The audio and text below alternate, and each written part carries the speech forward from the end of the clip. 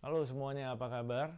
Di video kali ini gue mau berbagi wawasan tentang memilih digital kamera. Jadi gue sering banget dapat pertanyaan dari teman-teman yang baru mau belajar fotografi.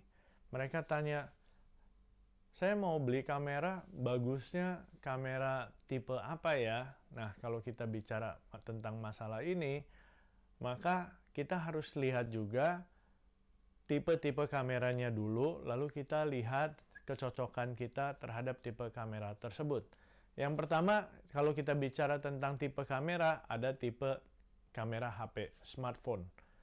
Kamera smartphone ini, wah, maju sekali sekarang ya teknologinya ya. Megapiksel sudah bagus, kualitas bagus, lensa juga ada pilihan-pilihan, aksesoris juga banyak. Jadi ini praktis dan untuk daily use juga sangat enak.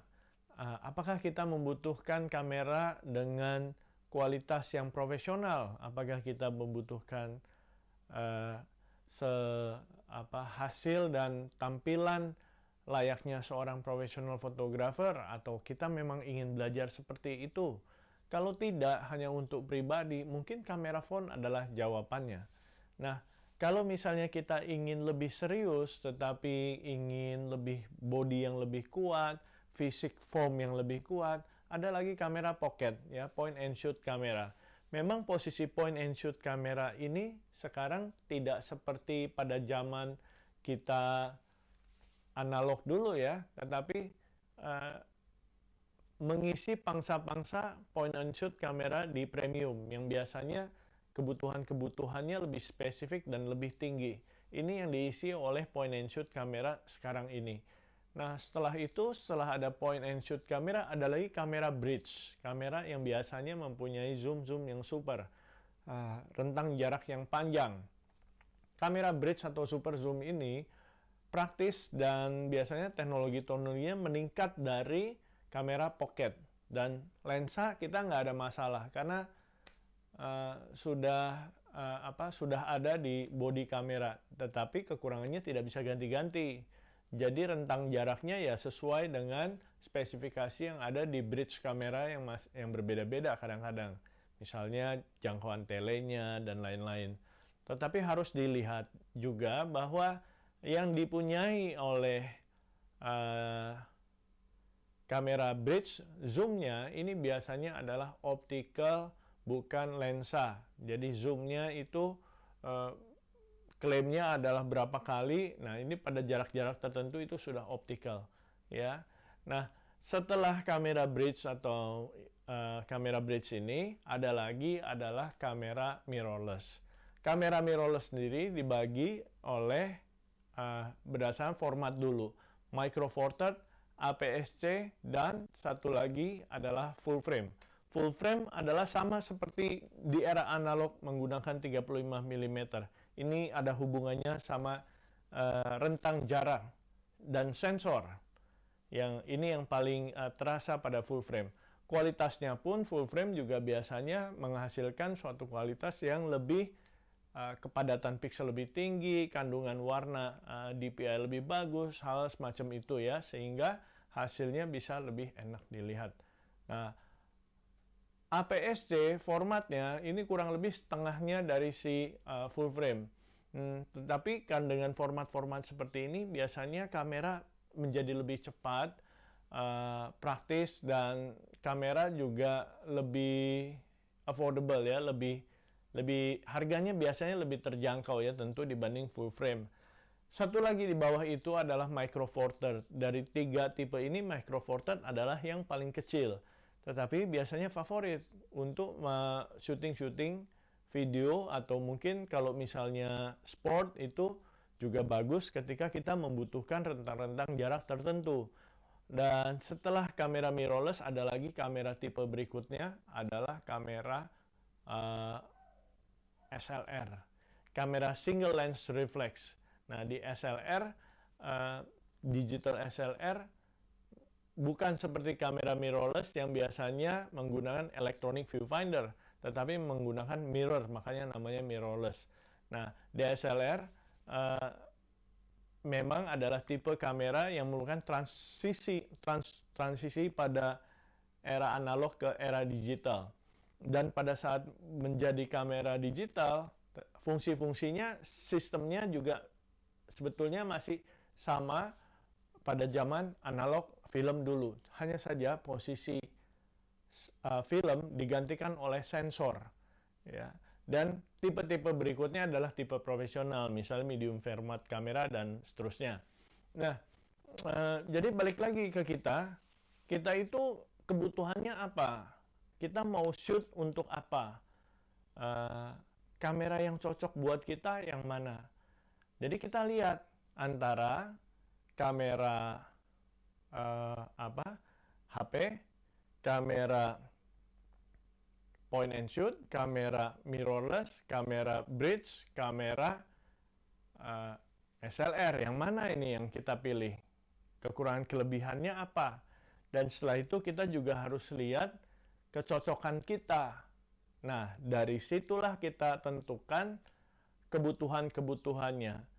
Jangan lupa, kalau sudah ada kebutuhan dan keinginan spesifik yang tertentu, kita harus pertimbangkan juga lensanya. Karena lensa ini juga sangat penting di fotografi ya. Ibaratnya kalau kita seorang pelukis, kita tentukan dulu mau pakai koasnya tipenya seperti apa. Nah, oleh sebab itu pertanyaannya kembali lagi, apakah kita pengen memotret apa? Saya suka foto landscape, saya suka foto food, saya suka foto portrait, saya suka pengen foto fashion, saya pengen foto wedding. Ini sudah tipe-tipe lensa yang berbeda-beda. Tentu kita harus lihat sampai ke budget dan lain-lain. Kalau kita sudah tentukan dan kita sudah persempit keinginan kita yang mana dan kita sudah tahu maunya yang mana, baru kita bicara merek. Ketika kita bicara merek, kita spesifikkan lensa yang kita butuhkan, terus habis itu body yang kita incer yang mana, tipe sensornya yang mana, apakah micro four third, apakah APS-C, apakah full frame. Sesuaikan sama keinginan dan budget kita. Dari situ kita bisa dapatkan apa yang semakin sempit lagi pilihan kita. Nah, jadi teman-teman, kalau misalnya kita sudah tahu kita mau keinginannya yang mana, ini akan lebih mudah untuk menentukan saya kepengen beli tipe apa, kamera apa. Karena kalau pertanyaan ini belum kita jawab sendiri, sulit bagi kita untuk menentukan sebegitu banyak pilihan digital kamera. Nah, ketika kita sudah tahu, oh saya hanya pengen satu kali investasi saja, mungkin bridge kamera Anda perlu pertimbangkan. Atau saya cuma untuk keperluan sehari-hari, tapi saya kepengen yang lebih bentuk form yang lebih bagus dibanding sama kamera HP.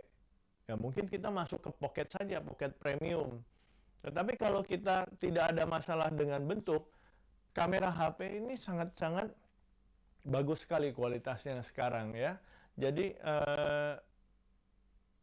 kekurangan-kekurangannya biasanya ada pada faktor lensa. Sedangkan kualitas megapiksel, warna, dan lain-lain ini udah bagus. Ketika kita masuk ke kamera mirrorless, mulai dari mirrorless, ini kita mulai masuk ke dunia permainan lensa-lensa yang sebegitu banyaknya. Nah, pada saat kita mulai bisa memilih, oh saya mau masuk ke portrait. Nah, ini enak ini mulai masuk pemilihannya. Nah, dari situ barulah kita memilih yang namanya merek. Mereknya apa? Ada Canon, ada Nikon, ada Olympus, ada Panasonic, ada Fuji, dan lainnya. Kita mau yang mana? Lihat lagi, budget, karakter, lensa, yang mana yang kita mau sesuaikan dengan kebutuhan kita. Tujuan kita apa? Kalau kita untuk belajar dulu, yang mana yang cocok dengan budget kita. Dan habis itu baru mulai kita pilih lagi kameranya kita mau seperti apa. Terus habis itu ada pertanyaan lagi. Kalau gitu kenapa nggak langsung yang paling bagus saja? Paling bagus belum tentu berarti yang paling cocok. Paling murah belum tentu berarti juga yang paling cocok. Kadang-kadang kita mau beli yang paling murah, tapi keinginan kita lebih, mungkin kita harus lebih dari itu.